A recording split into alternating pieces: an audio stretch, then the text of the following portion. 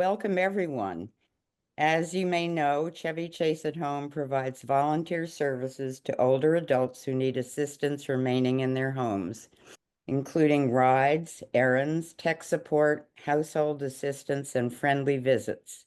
We also engage our community in social and educational programming, both in person and virtually. And today we welcome Chris Palmer, who will be talking with us about writing an ethical will.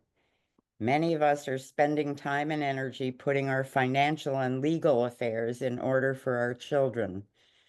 What Chris proposes is a much more personal endeavor, one that leaves our heirs with a sense of their parents' values, insights, hopes, and life stories.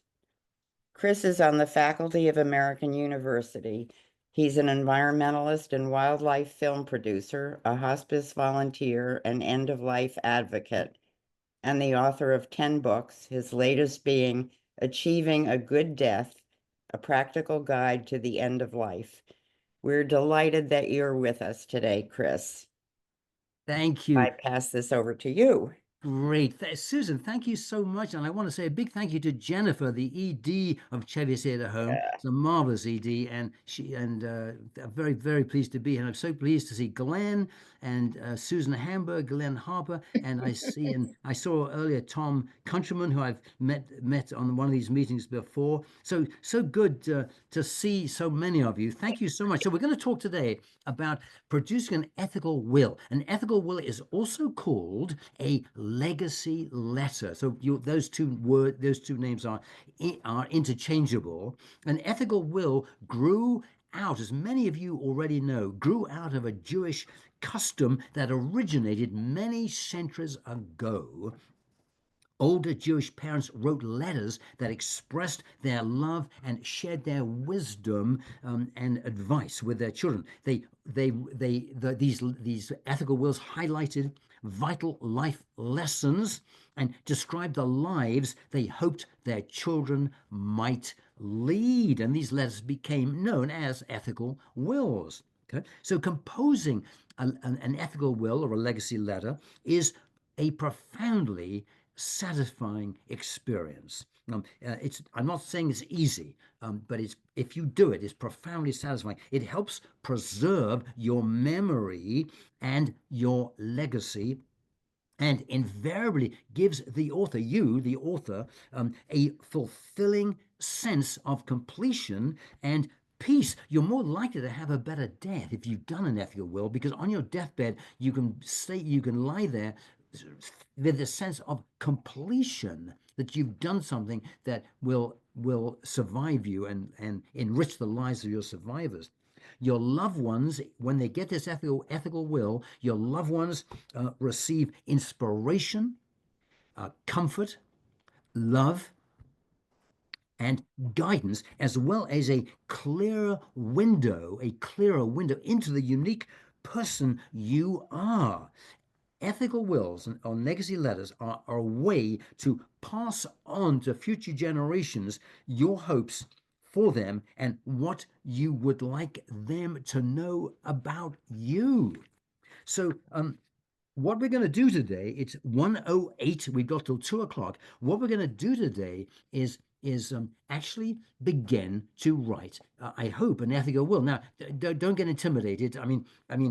You are welcome just to listen and enjoy what I'm saying. That's fine. But I hope some of you will get a piece of paper and pencil, and sort of make notes as we're going along and things you'd like to include in your ethical will. You don't make notes on what I'm saying, because that will I'll send you some handouts afterwards that contains all this information. But I do encourage you to get a paper and pencil if you're willing. Don't feel you have to, but I encourage you to get a paper and pencil so that you can, as when an idea comes into your head that, yes, I'd like to, that phrase is good, that word is good, I'd like to say that, you can write it down. And so by the end of this workshop, by 2 o'clock Eastern time, I was saying that for Glenn, by 2 o'clock Eastern time, I hope you'll have a bunch of notes that you can just then write into a first draft of an ethical will. Okay, so that's our goal today. So we're going to spend, as I say, until 2 o'clock creating ideas to go into your ethical will. Um, uh, if you feel overwhelmed, now some of you may at this point be feeling a little overwhelmed. Oh my God, I'm not a writer. I don't know what an ethical will is. How can I possibly do this? If you're feeling that way, don't worry too much. Remember that your ethical will doesn't have to be long. It doesn't have to be a long. All you have to do is share a few important things. In fact, let me give you an ethical will right now. So here's an ethical will: a letter to my darling son. I love you.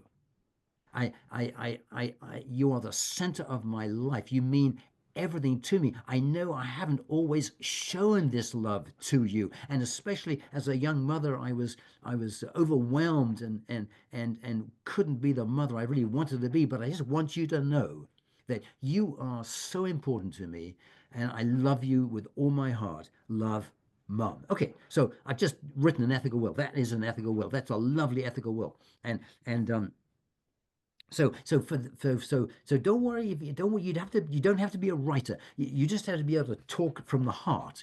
Okay, so let's start by identifying the people you might want to send your ethical will to. I mean, that's a useful thing to do, to think about who you might go to. And this could be your children, obviously, your grandchildren, obviously. But if you don't have children and grandchildren, it could be your siblings, your nieces and nephews, a spouse or ex-spouse or a partner or friends or neighbors. I mean, it doesn't really matter. Don't get hung up at the moment on who it's going to.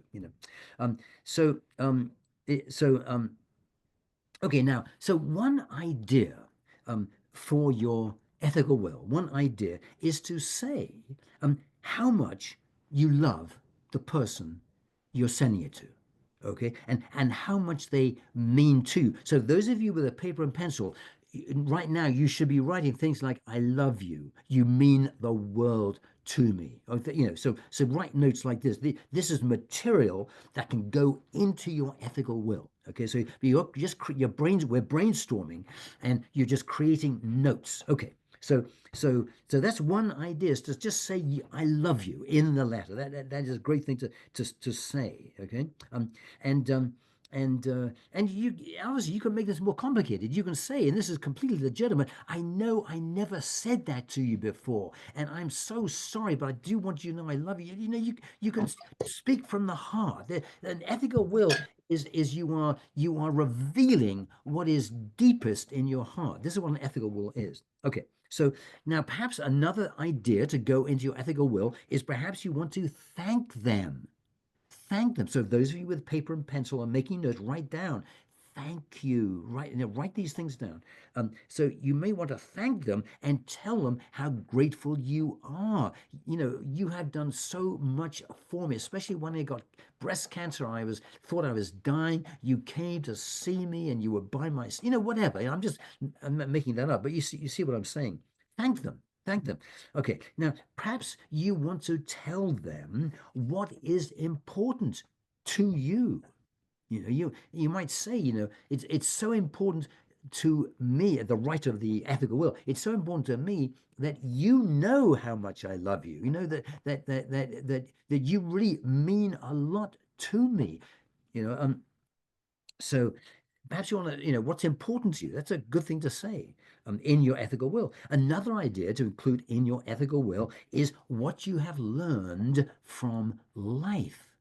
I have learned that love is the most important thing. I thought I thought that career was important, that earning money was important, that having a big house is important. But one thing I have learned, I want you to know, this is you writing in your ethical will, but one thing I want you to know is that those things ultimately are not that important. And what's much more important is the relationships we build in our lives. I just want you to know that.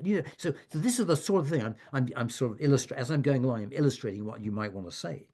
So what you have learned from life, and you might want to share some stories about your life. We all have stories from our lives that are precious and treasured, and an ethical will is a way that they don't get lost when you die. They don't just evaporate. They don't just vanish when you die. So, if there's a special story, something you remember about your mom or your dad, or something about your childhood, or something you learned from having children, or something you learned from a marriage you had, or of something you learned from an ex-spouse, or there's some story about your life that is illustrative, perhaps, of the values you hold. Tell that story, capture it in writing, put it in the alphabet will, and you can be very straightforward about it. There's this story from 1967 when I was 11 years old, and I don't want to get lost, and I'm putting in this letter because I want you to know about it. That's how you can do that. Okay, so. And you might also, in your ethical will, you might want to talk about a little about your family history. It's appalling to me how much of our family histories we don't know. Um, and I'm guilty. I suffer from this. I mean, I don't know much about my grandparents, and I wish I did. So the family history you do know, you might want to put it in your ethical will. So again, it doesn't get lost. It becomes part of your legacy. It becomes part of the written record of your life. Something that your survivors will treasure and cherish. So you might want to write something about your parents and your grandparents, and what you learned from them, why they meant a lot to you, or perhaps you were alienated, estranged from one of them, and you want to talk about that and what you learned from that, and maybe you want to say, I wish I had reconciled, and life lessons. Okay, so now I'm going to give all of you 1 minute of silence to write all you can. I want you to scribble nonstop the ideas coming to you from what I've been saying about what could go into your ethical will. So I'm going to time it, and I'm going to 60 seconds. So write as much as you can, ideas, thoughts, things that what you're doing is brainstorming about what could go in to your ethical will. And don't worry if you're not taking notes and you're more just listening to me, which is fine. Then just take this minute to reflect on your life and what lessons you have you'd like to pass on to future generations. Okay, so everyone okay? You got 1 minute of silence to write all the ideas down you can. Okay, I'm timing it. Go.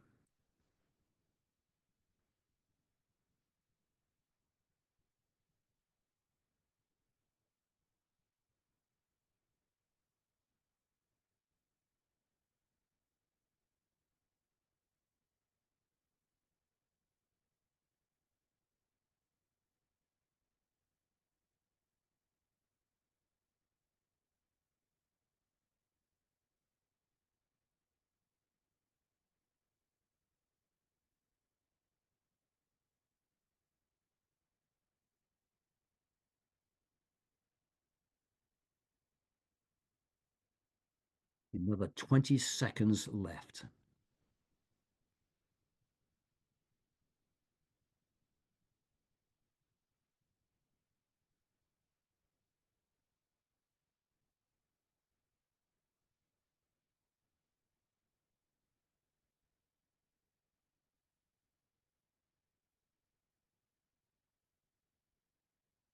Okay. All right. Let me have. Well done, everybody. Let me have your attention back, please. Now I have opened the chat. I've opened the chat. I'm looking at it. I've opened it for myself. I'm looking at chat, and I want to get questions from you and comments. And you can ask me anything you like. And so feel free to put a question in there. There are 37 of us on the call, so I won't. I'll wait to the end to take questions in person. But for right now, I want to get questions. I want to make this as interactive as possible. So please write anything you want in the chat. And so I'm not seeing any questions or comments there at the moment. So let me just quickly ask: would anybody like it to ask a question? Just wave to me, or you can go to the react button and press raise hand like I've just done now. So That's another way to get my attention is go to the react at the bottom, along the bottom, and press raise hand. Does anybody have a question or a comment? Glenn, you look like you're just dying to ask me a question. Anything you want, anything on your mind? Oh, Yeah. so I was thinking it's a wonderful way to have an opportunity to write a first person eulogy, and you're not relying on other people to tell your story for you. That's a Glenn, that's such an interesting point. And in my this is my latest book, Achieving a Good Death. And In that book, I recommend people write their own eulogy. It is actually, you make a very interesting point. There's a very strong overlap between an ethical will and a eulogy. That's interesting. Thank you, Glenn. Okay, so Mac, M-A-K, Mac says, I like your idea of writing about, quote, what is important to me, end quote. How much space should I devote to it? So, Mac, anything you like. It can be just a paragraph or two, or it could be a whole page. I'm going to send you some examples of ethical wills, and some of those are 6, 7 pages long, but the length doesn't matter. Remember earlier on, as I began my talk, I give an example of one just off the top of my head, verbally, and that was just probably 4 lines, So how much space should I devote to it? It really doesn't, it can be short, and or it could be 5 pages, And what's important is that you pour your heart out, and that you're authentic, and act with complete integrity, and tell the truth, and say what's deep in your heart. Right. So yes, Matt, Mac. Yes, Mac. Go ahead, Mac. the earlier comment about eulogies, it's difficult to be very honest with oneself writing your eulogy or your autobiography. In fact, I just finished reading Angela Merkel's biography, Freedom, and that's what she says up front. Very difficult to really be honest about your early days. But your points, 2 points, I think, what have I learned from life? That seems to me, to be very important to share with people I'm going to leave behind. Of Great. course, I mean, Thank you, Mac. loving them, etc., is important too. Yeah. Mac, thanks so much. Thanks very, very much. And I just want to comment on that. Eulogies, just to build on Mac's point, eulogies are often full of gentle white lies, and because we don't want to we cannot tell the truth about the negatives of that person's life, and so Max got a good point there. In an ethical will, depending on who it's going to, sometimes you can be more honest and blunt and candid, especially about your own problems, your own faults, your own regrets. And that's a very nice thing to do, to say to somebody, I regret we weren't closer. I regret I didn't spend more time with you. I regret that when I was with you, I didn't look at my damn phone so much. It's things that we regret. So so Mac, thank you. All right, so let me go on. Let me look at the question. So Sarah says, should you write different letters to children? Now that's a good question, Sarah. You could write different letters to children, but I recommend not. I recommend I recommend you just write one ethical will, and it goes to your survivors, which includes your children and grandchildren. But you could do, if they're very different, and you've had different experiences with them, you could write different letters. And if you do, because one's relationship is likely different with each child. Good point. Or is it best to give them the same letter? Well, my instinct on this, Sarah, is best to give them the same letter, only because you don't want to have one child think, oh, they got a better letter, or their letter was a quarter page longer, or she started her letter, darling Susan, and only with me was dear Patricia. I mean, so the comparison can be noxious and pernicious. So my instinct is one letter to them both. To avoid those types of comparisons. Susan Post, who's hosting us today, thank you, Susan. Susan says, when do you give it to your family, now or leave for death? Excellent question. So the answer is either one is fine. Some people do leave it with their legal wills and other things, so people discover it after they've died. But I recommend against that. I recommend giving it out right away. I share mine with all my loved ones, and because it's a bonding thing. In fact, I would do what Martin Seligman, the famous positive psychologist, says. I would take it to them, call them up, say, "I want to come and see you. I've got something to show you." You go and see this person. Your son, your child, your daughter, and you sit down, get a cup of coffee, and you read it to them slowly, pausing after each sentence. Tears will come. There'll be lots of crying, and that's wonderful. So I think do it now.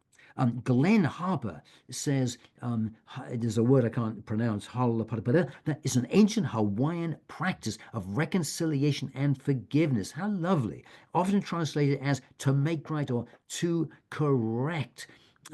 Yes, I'm sorry. Please forgive me. Thank you. I love you. Yeah.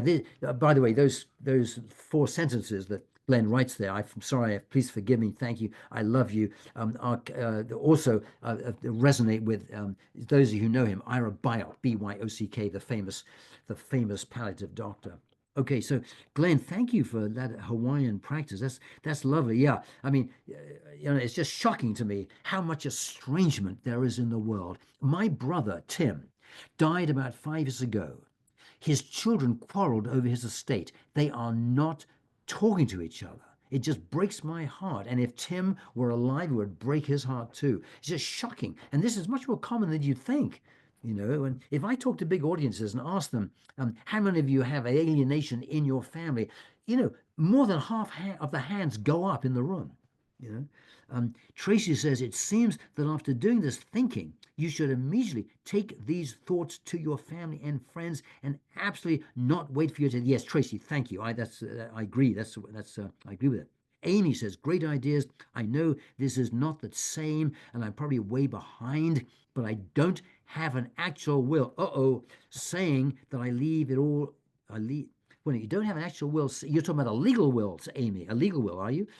So in other words, if you were to die today, you would die intestate without a will. Is that just that I leave it to one specific person? Is there some place online that I can find a simple? Yes.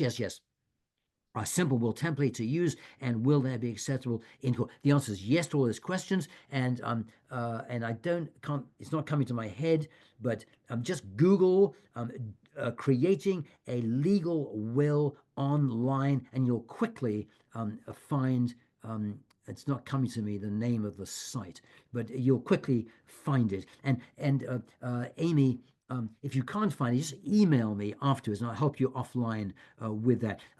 Susan Post, would you be very kind and put my email address, please, in the chat? Christopher.n, N for Nancy, n.palmer@gmail.com. So all of you, I welcome you. Some of you may have points you want to make that are too sensitive, too private. Feel free to write to me a private email, and I'll do my very best to help you. And Susan, Chris, could you just say your email again? Christopher Dot. Yeah. N As in Nancy. Dot Okay. Palmer, Palmer at gmail.com. Yeah. Okay. Susan, thank you so much. And Susan, when you've done that, would you be kind enough to also to put my website up, which is chrispalmeronline.com. chrispalmeronline.com. Because all of you, I just want you to know, there's lots of freebies, free handouts on my website, chrispalmeronline.com. Lots of free handouts, lots of free things that you can take advantage of. Just help yourselves to anything you want. On a paper plate. Oops, I can hear someone's voice. Okay. Okay, but please turn. I can hear someone's voice. Please turn. I think it's Chris and Vivian. Please turn off your. Yeah. Okay. Let's see. David Lefevre says a family member did something that divided the family. Is an ethical will the appropriate shot from the grave to tell the story of how regretful they chose a path that destroyed a previously? Because yes, the answer is a definite, David, a definite yes to that. It's a chance to unburden yourself, to tell the story honestly, to take responsibility, and to express regret if you had a role in it, to express your regret, to apologize if you need to ask for forgiveness if you need to give forgiveness if you need to. Absolutely, David. Thanks for that lovely comment. Susan, thank you so much for putting up my website and my email address. Okay, so let's move on. We've a lot. It's 1:29. We have a long way to go. So let's think about how you might start your ethical will, because people often get stuck on this. Well, how do I even start to do this? So one idea is to start the letter by describing what you are trying to do and why it matters to you. So, darling Susan, that's your son, yes, your daughter's name, darling Susan, I'm writing this letter because I want you to know what is deep in my heart about you.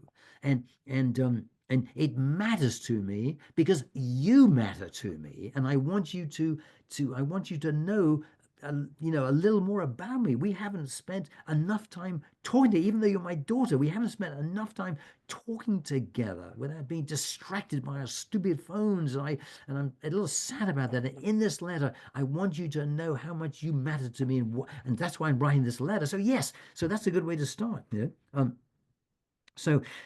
Okay, so let's brainstorm some more. By the way, you'll notice something in this talk. I'm going around in a spiral. I keep coming back to the same thing. So what I'm doing is going like this, deeper and deeper, coming back to the same topics, going deeper, coming back to the same topic.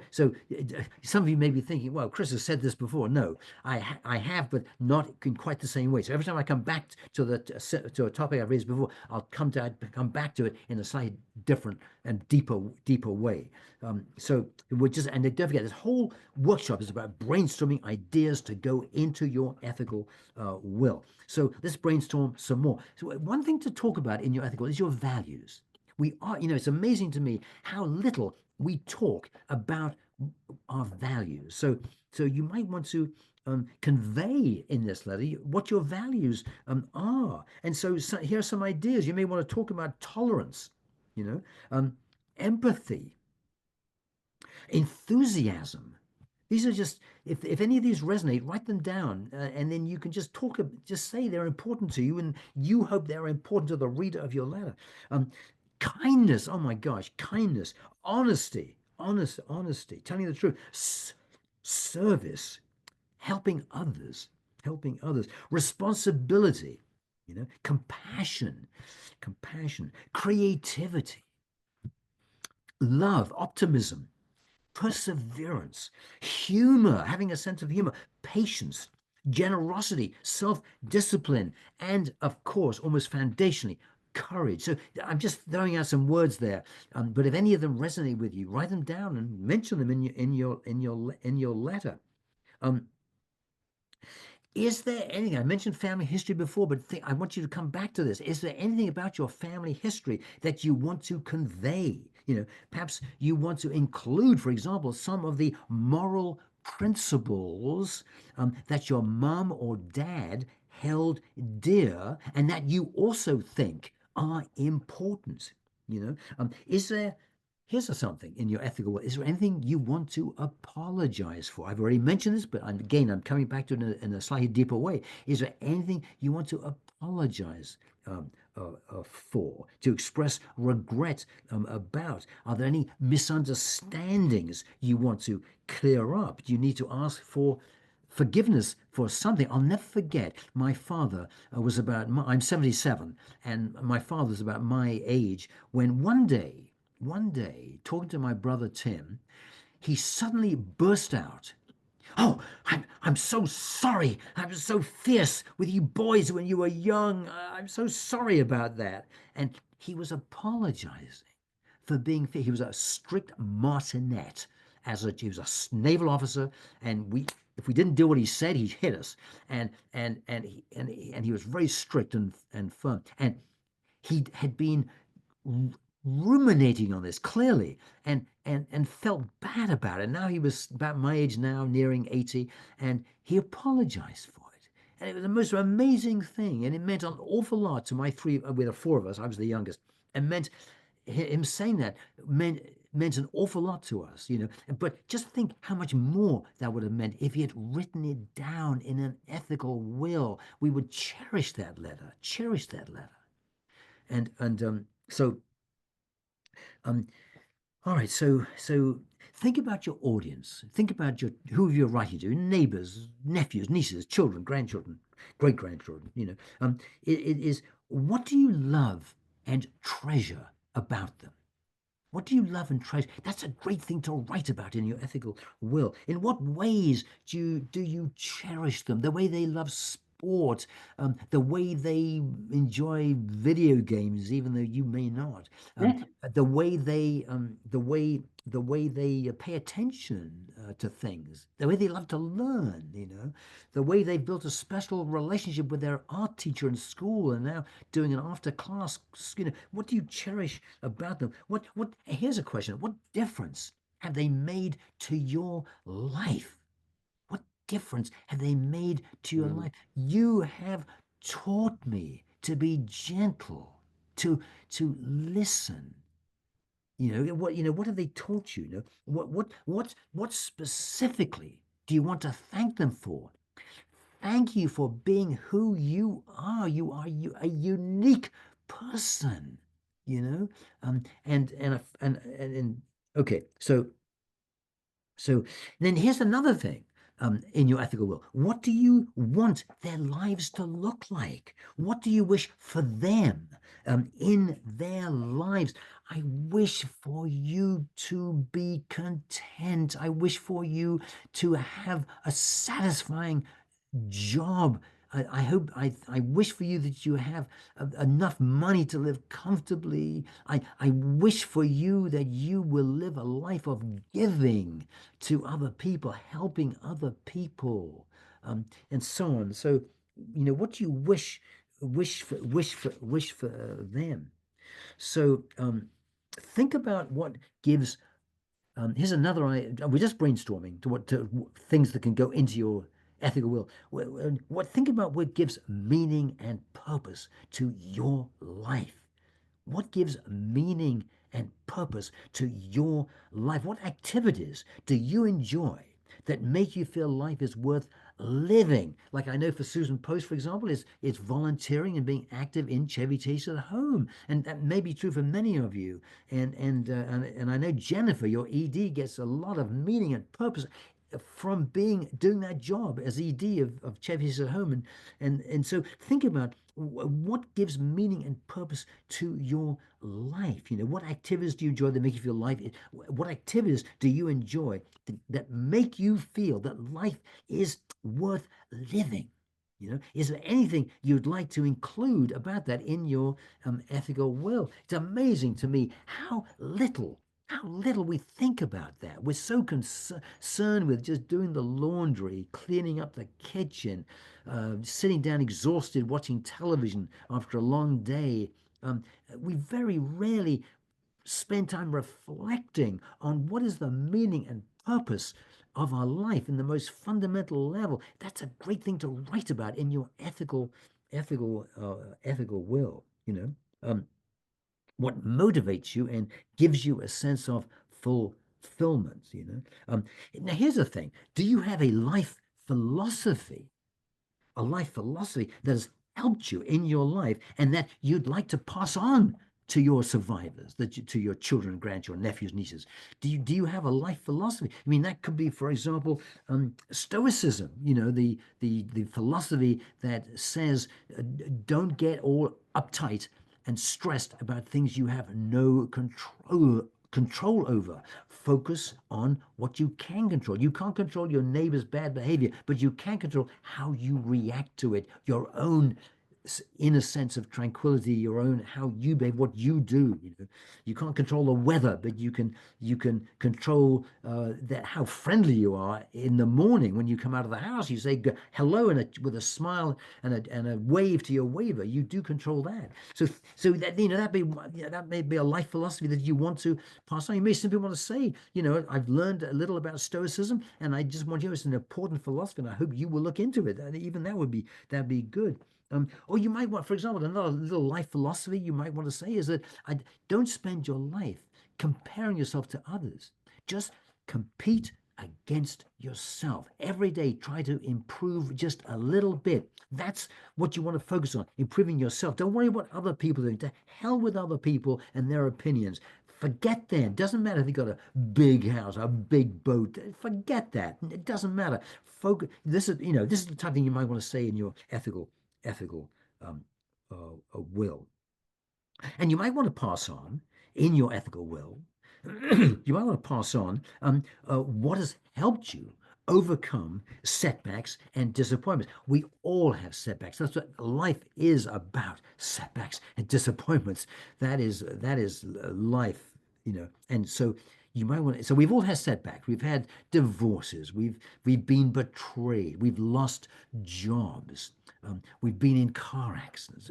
Terrible things have happened to us, and you might want to talk about those and how you overcame, how you were able to keep going, to sustain your life, to persevere despite severe setbacks and disappointments. Okay, let me pause now for another minute to give you, and then I'll do the chat. So I'll give you 1 minute. It's 1:40. 1:40. You have 20 minutes left. So I want to give you 1 minute now to brainstorm on paper. If you don't have a paper and pencil, you're not doing that, just listening, that's fine. And then just reflect on your life. But if you have a paper and pencil and you have the ambition to write an ethical will, then this is the 1 minute for you for you to brainstorm, write as much as you can with all the things I've been saying, and have been triggered, all the things I'm saying which triggered, that are triggering things in your mind, and you yourself are triggering ideas in your mind. Write those down, capture them. We're sort of collecting. What we're doing is collecting material, collecting content to go into your ethical will. And remember, your ethical will doesn't have to be a fancy, well-written document. No, it does not have to be fancy and well-written with cogent sentences and lyrical phrases and poetic phrasing. Forget all that. In fact, set as a goal that you want to write a bad first draft. Give yourself permission to write a bad first draft. You can always polish it up or send it to me and I'll help you polish it up. You can always do that. But for right now, just collecting ideas and write badly. Give yourself permission to write a bad first draft, okay? All right, so 1 minute of silence for you to write all you can, all the ideas you can down. Okay, 1 minute, go now. Starting now, go.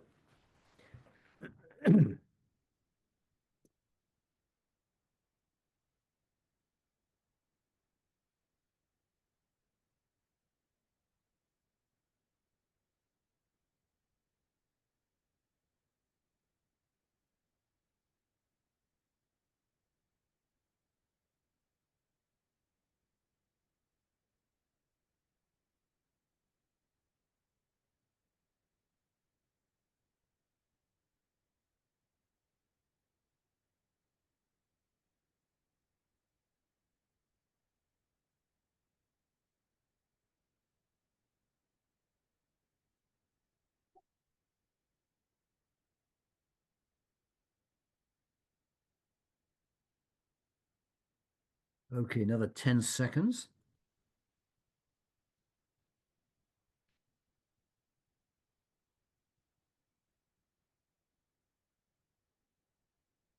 Okay, let me look now in the chat. Let me go back to where I was. Okay, so Amy says, great ideas. I know this is. Oh, sorry, sorry, Amy, I did that already about your will. And David, sorry, I did David as well. Sorry. Okay. So Jeffrey Adler, like you said earlier, Chris, just write from your heart. Nothing else matters. You're not being graded or critiqued. Excellent, Jeffrey. Thank you so much for that excellent comment. Mac DeHajo, I'm not saying that right. Sorry, Mac. Charles Handy. Handy's letters to his children. That's interesting. I've not heard of that book, Mac. Charles Handy's letters to his children is a nice short book to inspire us to write an ethical will. He writes on many of the topics Chris has mentioned. Mac, thanks so much for mentioning that. It's not a book I'm familiar with, but I will look it up. That is great. Okay, I'm not seeing any other questions here. Anybody want to get my attention? And oh, wait. Oh, yes, no. Susan says there is something called Storyworth. Yes, Storyworth is excellent. Excellent. My wife Gail and I have done it. But let me read Susan's note. There is something called Storyworth that is a vehicle for passing on a great deal about yourself and your life. Can purchase online for self or others. It sends specific questions to prompt you. You end up with a book to share. Yes, Susan, thank you so much. My wife and I did that. It was a gift from my daughter, Kim. Every week she would send us curated questions, and we would spend the week writing it, and we ended up with a book 350 pages long. And Oh, it's going to be a family heirloom. It's wonderful. So thank you for mentioning Storyworth. I mentioned in my book. It's very, very good. Thank you, Susan. Tom Conner, hi Tom. We've met before. Tom says hi. The part for me will be balancing stories about myself with quote preaching at my children about what their stories should be. Yeah, Tom, such a good point. I have that problem too because I tend to be I tend to lecture. I tend to, I have that exact same problem. I'm very sympathetic. I tend to preach, and it's not good. So I think, yeah, thanks for making the point, Tom. It's a yes, you're right. It's easier to give advice than to self-analyze. It's such a good point. Yeah, thank you, Tom. I appreciate you making the point. Thank you. Um, uh, anybody it is 1:46, so we have 14 minutes left. Does anybody want to raise their hand to ask a question? Feel free to go to react at the bottom and raise your hand. Anybody? Okay. Not not Tom, were you raising your hand, Tom? no, he may have just been waving. Yeah. So Oh, Oh, getting a cup of coffee. coffee. Good. Okay, so let's press on. This is great. By the way, thank you so much for being so engaged. I love all these questions. They're excellent comments and questions. Very grateful to you for someone like me giving a talk. Um, and by the way, we have 40. It just was 40, now gone to 39 people in the meeting, which is fantastic. Um, for someone like myself giving a talk, to have an audience like you, which is engaged and asking questions and reacting like this is just, you know, just wonderful. And I'm very appreciative. Thank you. Thank you for being such a great audience. All right, so please feel free to put more questions in the chat as often as you want. I'll come back to those in a minute. So we're still brainstorming. Here's a question that you might prompt ideas to go into your ethical will. What do you know to be true? What do you know to be true? What wisdom would you like to impart? Perhaps about marriage or friendship, or the true meaning of success, or about how to create a happy family. You might want to say that it's so important to have, as a young family, please remember to have family meetings, and things like that. What else? Okay. Now, still brainstorming. Is there a quotation or a poem, or even magically a joke that reflects, because as you all know, jokes are sometimes the quickest way to find the truth about the human condition, that reflects your view of what constitutes a foundational truth. If there is a quotation, a quote, a joke, put it in your ethical letter. Are there experiences you've had in your life when you feel you were at your best? When experiences when you felt at your best, and you want those who are reading your ethical will to know about them. Yes, we all have times in our lives when we just excelled. We were humble. We were funny. We were honest. We were brave. Those times in our life when we were at our best, those are great things to write about in an ethical will.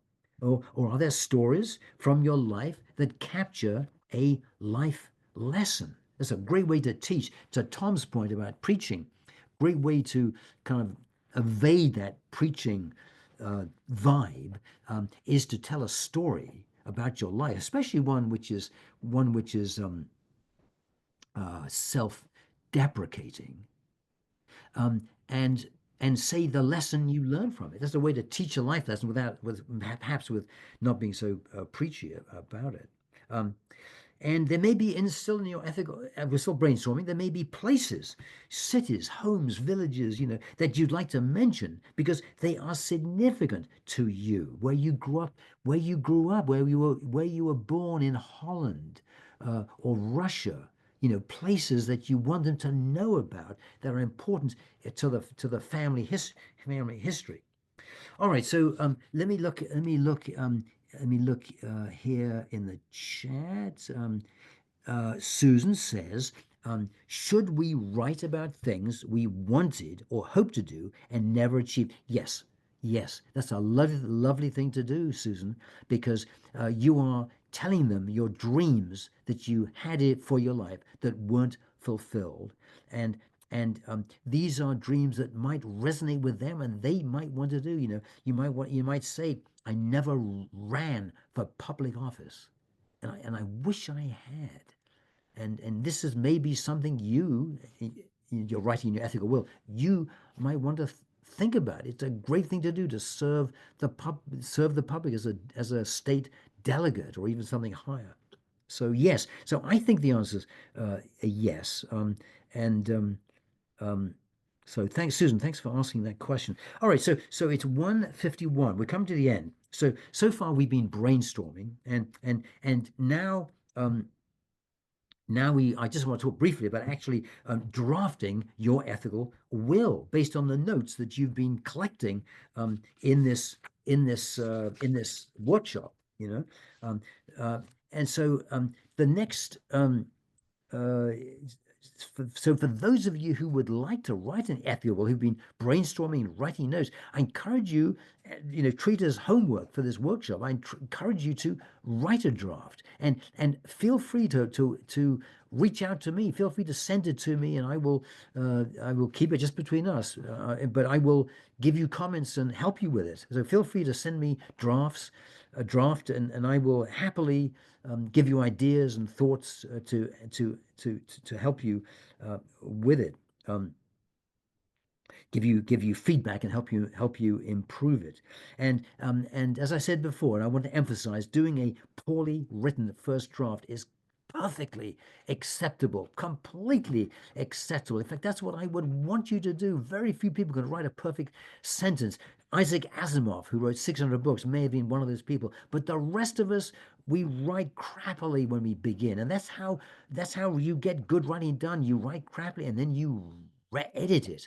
And as all of you know, the phrase writing is rewriting, and that's so true. And if you feel stuck, some of you may get stuck and feel, oh, I don't know what to do. If you feel stuck, then a good idea, a good approach is to imagine you only have space for a few paragraphs. Just you don't have much space. You just have 3 or 4 lines. So that makes it easier when if you think you've got to write a 6-page essay, that's intimidating. But if you just have to write a few sentences of love, what would you say? Okay, as I say, and as who was it? Tom, I think, said, as several of you have made this point, that the secret to writing a successful ethical will is to speak from the heart. In fact, I'm going to send you a handout, and in that handout, you'll read on page 2. I wrote this: in writing your ethical will, you will have done your best to provide future generations with an immeasurably valuable gift, something they may cherish and view with pride, reverence, and gratitude as an enduring example of your spirit and character character. Last it's 1:54. I'm going to give a last chance for comments and questions, and then I'm going to just end end with a with something to end as a peroration. By the way, I've been talking about an ethical will or a legacy letter, but it can just as easily be a recording. Be a recording. And if you feel more comfortable making a recording rather than writing an ethical will or writing a legacy letter, then that's great. Go right ahead. So I mean, look. So it's 1:54. We come to the end. Let me look here. Glenn Harper says, oh, okay, Glenn. I didn't. Okay, Glenn's making the same point. Consider doing a video so descendants can see you as a living, breathing person and hear your voice. Glenn, thank you. That's a lovely point to make. Susan Hamburger. Susan says, I plan to end my own life if I'm able at the same time. Well done, Susan. I'm with you on that. As you know, I'm a strong supporter of choices at the end of life. I serve on the Final Exit Network board and the Hemlock board. And so some of you may hear this and be shocked. Some of you may read and hear me saying, Susan saying, I plan to end my own life. I'm unable at the same time. Some of you may be shocked at hearing that. If you are, please write to me and I'll send you more information about medical aid in dying and palliative sedation and the Swiss option and Final Exit Network. I'll send you information on that. Then anyway, going on with Susan's note, let me read it again. I plan to end my own life if I'm able at the time. Should I apologize for that in case family members don't understand? Yes, whether to apologize or explain or just ask for understanding. Really, you've nothing to apologize for. But yeah, if family members are upset about that and don't understand and are angry about it and think you're being irresponsible and it's only God can decide when you should die, and you have no right, you don't have any right to hasten your death, even if you're suffering unbearably. This is a very fraught issue, the right to die issue. So yes, I would talk about it, Susan. I think so. I would, and bring it out into the open. Yeah, yeah, yeah. Um, and um, Susan has given, this is great. Yes, the website for Chevy Chase at Home. If any of you are not members and don't know the website, please go. There's a wonderful, excellent website. Okay, it's 1:56. Any other questions? Now let me open it up for anybody. You can go down to React or wave to me, or you can just go down to React and like I'm doing now and raise your hand, just like I've done. I've raised my hand. I'm going to lower it now.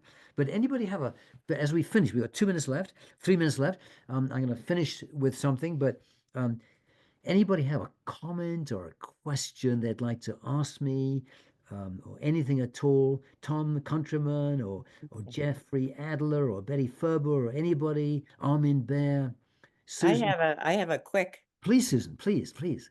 comment story. Please. When I and my siblings were in our 20s, probably, I guess, my parents went on a cruise, and in case the ship sank, they wrote a letter to all of us together. Yeah.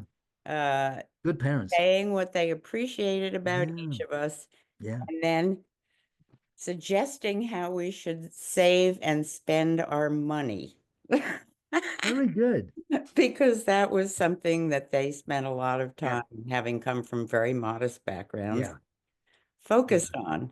That's wonderful. I still have that letter, and every now and then I read it, and it means a lot to right you. back to me. Yeah, and I love that story, Susan. Thanks for sharing that. What a great mom and dad. Yeah, whenever I travel, I always leave a long letter on my desk to my family, and that's the first sentence is, if you're reading this, it's because I've died. And then I go on to talk about all sorts of things, and so I leave that on my desk. So if I get killed in a car crash, or it's there for them to, when they come into my study, it's right there for them to see.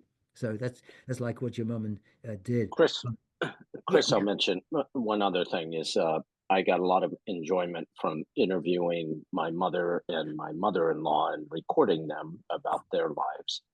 And if you write this and give it to your kids early, not on your deathbed, it gives them the opportunity to do the same for you. And that will mean as much to have a recorded audio or video of you speaking in your prime as it will to have a deathbed letter. Wonderful, Tom. Thank you so much for making that comment. Yeah, interviewing your mum and dad. Honestly, we all know how many of us die having failed to do what Tom just said, having failed to get to know our parents, ask our parents questions. Even now, I'm 77. Even now, it doesn't. Every few days, I think, damn, wish I'd asked my mother about that, or wish I'd asked my father about that, and I so regret that. So yeah, that's a wonderful point, Tom. We ought to encourage our children to interview us. And so just to finish up here, let's see. Uh, so let's see. Sarah says, thank you for putting this together. And thank you, Chris, for sharing your advice and guidance. Glenn, nice to see you again. Thank you, Glenn. Keep up the good work. Thank you, Barbara. Vivona, thank you, Chris. This is not something I've thought about doing, but it is a good idea. And I hope to do this. Yeah, and Barbara, I'm happy to help you as you do a draft. Let me help you. Jeffrey Adler, Chris, thank you for your very thought-provoking and informative presentation. My wife, Terry, and I greatly enjoyed many of your environmental presentations. As a professor at AU. For 14 years, in years gone by. Jeffrey, thank you for that. I'm glad you seem to be doing well. Yeah, so nice notes. Thank you for your thank you for your nice thank you. So I'm going to finish. It's 2:00. Let me just finish by saying, writing a legacy letter or an ethical will is a way of caring for the world you will not see.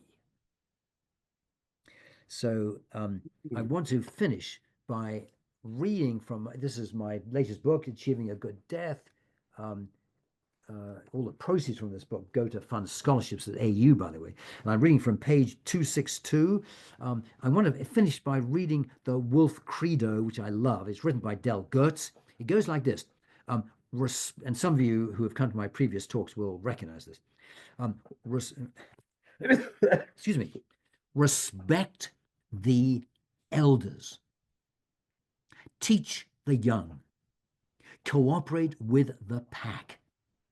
Play when you can. Hunt when you must. Rest in between. Share your affections. Voice your feelings. Leave your mark.